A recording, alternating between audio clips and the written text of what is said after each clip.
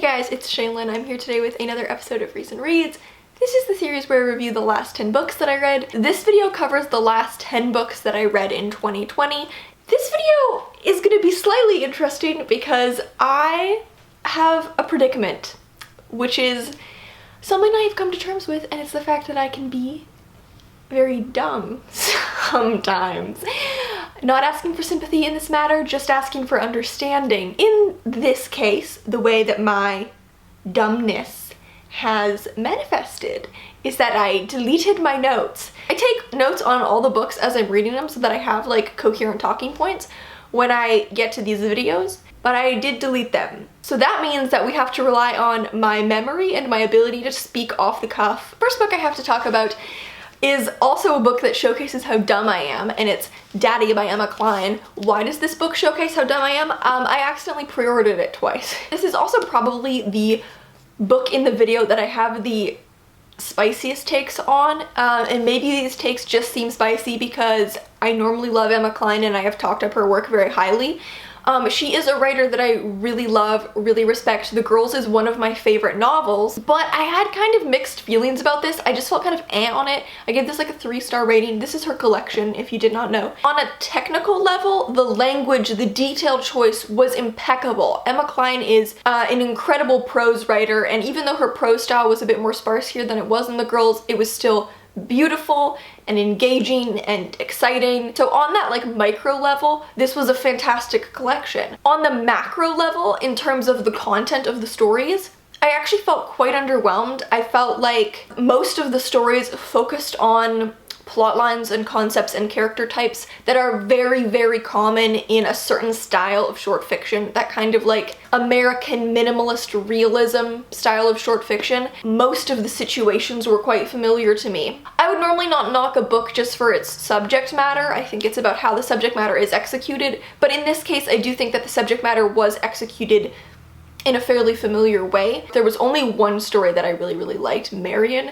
That one was the most reminiscent of The Girls, and I feel like it was the most engaging set of characters. So then I read Days of Distraction by Alexandra Chang. This is a very quiet, subtle novel. The main character is an up-and-coming tech reporter living in the Silicon Valley. She's in a long-term relationship. Everything changes when her boyfriend gets into grad school in a small town in upstate New York and they move across the country. And this move, being in a new environment, leads the character kind of on a quest to look at herself, her cultural heritage, what it means to be Asian American, and also what it means for her to be Asian American in a relationship with a white partner. It's a very subtle novel. I thought that this was probably the best use of the vignette form I had ever seen.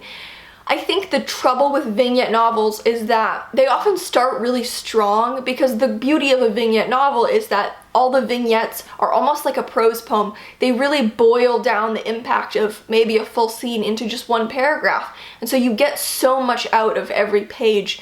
You're getting so many moments of impact. A lot of novels in this style struggle to keep up that momentum. This one did not at all. I thought it maintained its subtle, impactful quality all the way throughout. I thought it was really impressive how much Alexandra Chang was able to like distill from sometimes a single sentence or a single paragraph. It's a very sparse novel. It's very gentle, very soft. It's very light on plot. It's a lot of reflection. It's a very intimate look into this character, and so by the end I really felt like I knew her. I felt kind of like special and like something that should be like treasured. So yeah, I really enjoyed this. If you want something that's a very like light, gentle read, then I would definitely recommend this one. So next up, I read You Exist Too Much by Zaina Arafat. This is a novel about a Palestinian-American woman exploring various romantic relationships and connections she has, as well as her relationship with her mother, which really does play a large role in the story. I was extremely charmed and enamored by this novel. The narrative structure is really complex. There are a lot of timelines without really like a center timeline to ground us. It's not like there's a main story with flashbacks to other timelines. It's more like a big jigsaw puzzle of all these different timelines times of her life, moving the story forward in a non-linear way. I never felt confused about where I was on the timeline, despite the fact that there's so much jumping around. Similar to Days of Distraction, I also found this to be a very intimate portrait of a character, also in the sense that when I got to the end, she felt like someone that I knew. She felt like someone that the story allowed me to really deeply empathize with. And I do think that that's what reading is. Like, reading is about empathizing with a character, but I think that there's a two-way street to that, right? Like, the reader has to be willing to empathize with the character, which I think I normally am very open to, but the writer also has to allow that empathy to also happen. I almost felt like she was someone that I had a personal bond with. It kind of actually feels like the main character is empathizing with herself in this book. She's telling her story, she's very open and honest about mistakes that she makes, and she's a bit of a messy character. She's quite messy, she's quite chaotic, but also very realistic in that sense. I don't know, I was reading Goodreads reviews of this, which ticked me off a little, because a lot of people really don't like this main character.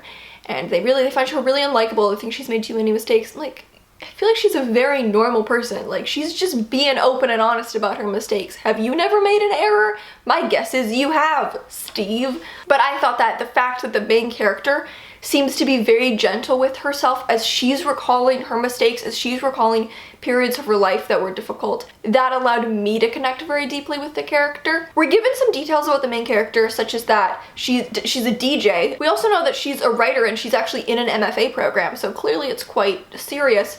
I felt like neither of those artistic callings were really given much development in terms of what they meant to her, and that just felt like a bit of a missed opportunity. I feel like anytime you have a character who is an artist who has a passion of any kind, that's usually a pretty important part of who they are as a person, and I didn't need it to be a huge plot point, but I just felt like neither of those things were given much development in terms of what they meant for the character. When I was reading Goodreads reviews, Roxanne Gay's Goodreads review, I still remember she said that it was like hypnotically meandering. Why even watch these videos when you could just go read Roxanne Gay's Goodreads reviews, honestly? So then I read Sisters by Daisy Johnson. Daisy Johnson is a writer I'm very enamored with. I really enjoyed everything under. I really enjoyed her collection, Fen. She's just a writer who does things that always really fascinate me. She has this kind of like witchy, freaky, amphibious quality to her writing. It's always very specific and sharp and bizarre. She really embodies like the bog, which I greatly respect. This is a brief, strange, electric little novel about two sisters, July and September. At the beginning, their mother moves them to a house in the countryside, and it's implied that they're escaping something kind of weird or traumatic that has happened to them in the past, and the two girls have a very bizarre relationship. The book is primarily an unpacking of that relationship. As with all of Daisy Johnson's writing, I was very struck with the electric quality that is just crackling in her prose, and the amount of times that I had to stop and just take in a detail because it was so striking. This book has got a very disturbing, eerie, uneasy quality. You really feel uneasy throughout, and that form of tension is so engaging. I thought the relationship between the sisters was fascinating. I love a good weird sibling relationship, and this one was one of the best. There's some formative choices that for me disrupted what I thought the best quality of the book was. I've talked about this before, how I really like it when books maintain their organic quality. I've talked about how some of my favorite books, History of Wolves by Emily Fridland, Luster by Raven Leilani, both of those books have, in my opinion, a very organic quality, where as you read them, you forget that there was ever an author. It just feels like the pure, undistilled story as presented by the main character. You forget that there was an author meddling with things. For the beginning of this book, this had its organic quality, but there are some point of view shifts to the mother that, to me, really disrupted that flow and felt like they were there to fill in the gaps, patch together the story for the sake of information reveal. Some of those formative choices later in the book felt a bit contrived. Still, a very compelling novel. I love Daisy Johnson's work, and even when I have little quibbles with her work, I still always want to come back for more. I always want to read more of her work. There's this just feral quality to her writing that I really enjoy. So then I read Leave the World Behind by Rumaan Alam. At the beginning of the story, we're introduced to a family who are leaving New York for the weekend to go to kind of like an Airbnb getaway house in upstate New York. And the first night that they're there, a couple shows up at the door and says, we're the owners of this house and there's been a disaster, we need to stay here. The book is an apocalyptic novel about a mass power outage, but what it does is it boils all that tension down into this one house, into the interactions between the family and the owners of the house. It distills a lot of racial tension. The family is white, the couple who shows up are black, and a lot of really messy racial tension gets mixed up in the interpersonal tension of this couple showing up and saying, hey, we own this house, and the family not knowing, like, do we believe them? They're saying like the world is ending, like do we believe that? We have no way to verify that. In terms of tension, the first third of this book probably was one of the most tense, but also like interestingly tense things I've ever read. The tension was built so expertly, kind of utilizes almost a bottle episode, right? Like we have the apocalypse happening, maybe, but we can't confirm, and we boil all that tension down into 6 people's interactions over the course of, what, 48 hours. And I thought that that was so brilliant. So about a third into the book, I was like, this is a new favorite, this is perfect, this is everything. I did feel that the tension wasn't maintained throughout the middle. After that first night where the tension is built so well, the next day what happens is the characters kind of reach an impasse where there's nothing they can really do. There's a decent stretch of time that's just them hanging out. When Ruth and GH arrive, in my opinion, that's the highest moment of tension in the book, maybe a quarter through. It did dip a bit throughout the middle, and then it does escalate again near the end. The book is told in an omniscient point of view. I thought that that omniscience was a bit clunky in how it was handled. A lot of very sudden, jarring point of view shifts. I do think the omniscience was the best choice, and I'm not saying I could have done it any better, because I highly doubt I could have. I mean, the writing style is pretty pretentious, but in a way that I really liked, because I'm really pretentious. Can you tell I'm wearing a turtleneck? The quiet unease in this book is really compelling. It was a very intimate feeling apocalyptic novel, which is so unique, and I thought that it was really interesting how the intimacy of the novel actually became a force of tension. So then I read Death in Her Hands by Ottessa Moshfegh, probably my most anticipated read of the year. You guys know I love Ottessa Moshfegh. Both Eileen and My Year of Rest and Relaxation are among my favorite novels, you know? She has produced 2 of my favorite novels of all time. That is saying something. And this book seemed so up my alley, so I was really, really excited for it. So this book follows an elderly woman who lives in the woods alone with her dog, and at the beginning she's out for a walk and she finds a note on the ground. It says, her name was Magda. Nobody will ever know who killed her. It wasn't me. Here is her dead body. From here on, the narrator becomes obsessed with finding out who Magda is and who killed her. I was unfortunately really quite underwhelmed by this novel, which is so sad because I do love Ottessa Moshfegh. Now, there were definitely some things I still enjoyed about this. The main character is really fascinating. There's really great character work happening with her, and there are just some really cool moments that I found really compelling. However, overall, I was pretty underwhelmed by this, and I think there is unfortunately a bit of a flaw of concept. Pretty much nothing is tangible. The book is just the main character thinking about Magda and creating versions in her mind of what might have happened to her, and so as a result, nothing is really tangible, and so there aren't really any real stakes. I'm sure there is a way to do that type of plot well, and I thought if anyone could do it, it would be Ottessa Moshfegh, but I just think something was missing in this case as a result of that as well. The book feels like more context than plot. Not much really happens. There isn't much in the way of like actual plot development. It feels like most of it is spent just exploring context for the situation, and then anything real that could actually be happening is not really actually happening, and so that just made it hard for me to invest in the story. I still love Ottessa Moshfegh. I will still read everything that she writes. If anything, the slight letdown of this book has just proved to me that she is also human. Maybe now if I meet her, I won't spontaneously combust because in my mind she's an actual god. I'll be like, you're extremely skilled and you wrote 2 of my favorite books, but you are mortal like the rest of us, Ottessa. So then I picked up some poetry, A Fortune for Your Disaster by Hanif Abdurraqib. This was fantastic. It was wonderful. It was amazing. I'm sad I don't have my notes for this one because I think they weren't really notes on the book. They were more a capturing of my existential crisis. Probably the best part of 2020 was that I bookended it with Hanif Abdurraqib collections. I read The Crown Ain't Worth Much in January, and then at the end of the year I was like, it's been a rough one, lads.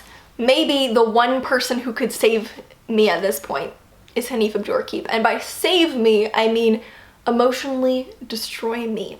I definitely had multiple existential breakdowns on every single page, but that's what good poetry should do, okay? I don't pick up poetry because I just want to have a nice evening and drink a cup of tea and read some poems. I pick up poetry because I want to be stabbed repeatedly in the chest, okay? There's a unique emotion that I only feel when reading Hanif Abdurraqib poems. I feel like he invented a new emotion. I don't know exactly what it is. It's nostalgia adjacent, that's for sure. I think that this extended the breadth of emotion that I thought I was capable of feeling. On a actual poem level, not talking about the amount of breakdowns that I had while reading it, though that should be the marker for a good poetry book. The fact that it was the second poem and I was already having a crisis, like, that's how you know this is a good book of poems.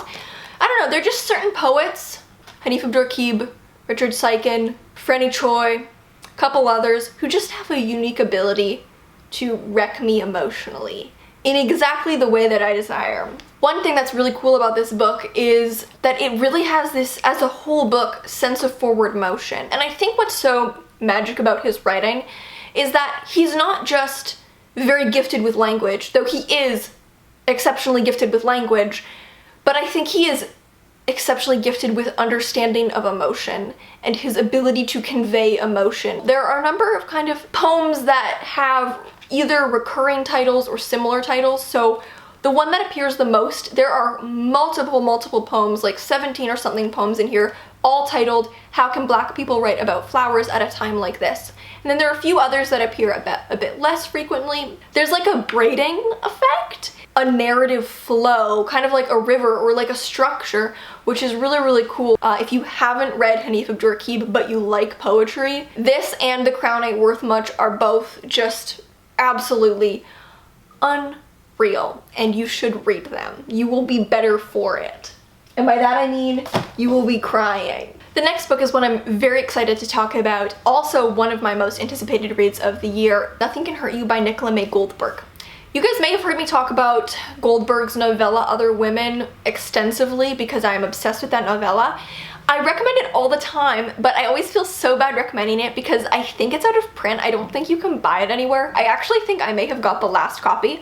Anyway, the good news is that now I have a new Nicola May Goldberg book to recommend, and it follows the aftermath of the murder of a university student named Sarah Morgan. And after she's murdered, her boyfriend confesses to the crime, but he's ruled not guilty by reason of temporary insanity, which is a very bizarre, rare verdict, and people react really weirdly to that. And this is all happening shortly after a serial killer has been apprehended in the area, so there are already a lot of stabby vibes in the air. Each chapter follows a different character, either very directly or somewhat indirectly related to Sarah, and I just thought that this was so incredibly compelling.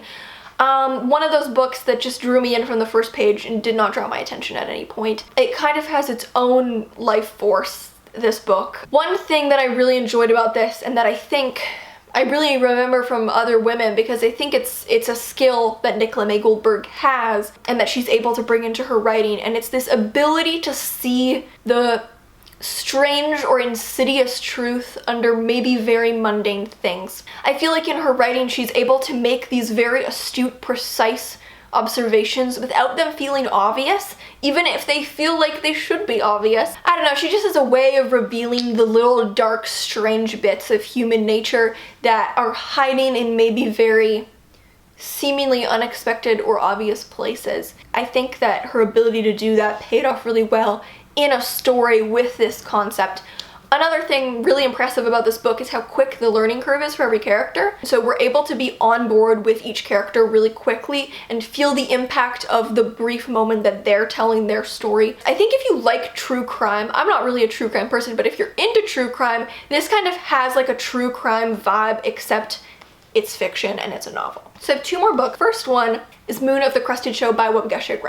This actually has some interesting plot similarities to Leave the World Behind because they're both about apocalyptic power outages. This book follows a small northern Anishinaabe community and what happens when the power goes out and they're faced with a very brutal northern Canadian winter without any power. There were certainly some things to admire about this. The prose style is very sparse, but also in a very atmospheric, eerie way that really suits the subject matter. And there were certainly some moments that I found very striking. However, on the whole, I felt that there was really a lot of telling, and this was compounded with the fact that there are a lot of characters and not a lot of book. It's a very short book, and look, I admire efficient storytelling, but it just seemed very oddly structured. Most of the book focuses on just the beginning of the winter, and then there's a time skip to the end. There are quite a lot of characters, but with the amount of telling, I felt that we weren't able to get deep enough into any of their narratives. I'm not gonna like sit here and nitpick every instance of telling in a book. I think sometimes you certainly need telling, but this really felt like enough telling that it was harping my ability to feel immersed in the story. And it was maybe harping some of the character development. Especially with there being so many characters, I feel like you do need that richness in order to create a full portrait of all of them, especially in such a short book. Near the end, for example, there's a huge plot development, maybe one might even say a plot twist that is really barely explored. I was really drawn in by the concept as well as that eeriness of the atmosphere. I think the sparse writing does work with the book, but I felt like it needed to be a sparse style with more showing. If I were writing a similar project, I would have approached it extremely differently. I either would have had it be a much longer book and still had all of the characters, or I would have just focused in on one character just so we could get a deeper representation of one person, because here it felt like it was a thinner representation of a number of characters. And it's not that the characters weren't likable or interesting, it's just that I felt that we were lacking deep character development for them. So for the final book, I read Drive Your Plow Over the Bones of the Dead by Olga Tokarczuk, which interestingly actually really reminds me of Death in Her Hands in terms of concept. So this book is set in a remote Polish village. We follow Jamina. She is an astrologer and an animal rights activist, and I love her so much. She's such an interesting character, and she becomes embroiled in an investigation in a series of local murders because she has her own theories about what is happening, but no one around her, certainly not the police, seem to want to listen to her. For me, the biggest shining quality was the main character. Certainly, if we're asking the question, is she a character we've never seen before, the answer is a resounding yes. First of all, it's very rare that you get like an older woman as the main character, but also just like her specific attributes. She's a translator, she's an astrologer, she's an animal rights activist, and these things are actually really richly explored and used throughout the plot. So that was the standout. I really enjoyed her as a character. There were expanses of the plot where I just struggled to feel engaged. I can't really pinpoint exactly what it was. Maybe it was the density of the writing, not that it's extremely dense, but maybe it was paired with maybe lack of tension at certain points. I don't know exactly what it was, but there were certainly stretches of the book where I felt not that engaged, and I had to like kind of really remind myself to keep focusing as I was reading. I did really like the end though. From reading reviews, it seems lots of people didn't like the end. Personally, I really enjoyed it. So those were the last 10 books that I read in 2020. Thank you so much for watching. Please let me know your favorite things you have read recently. If you have any questions, you can always send me an ask on Tumblr, and I'll see you in another video. Bye.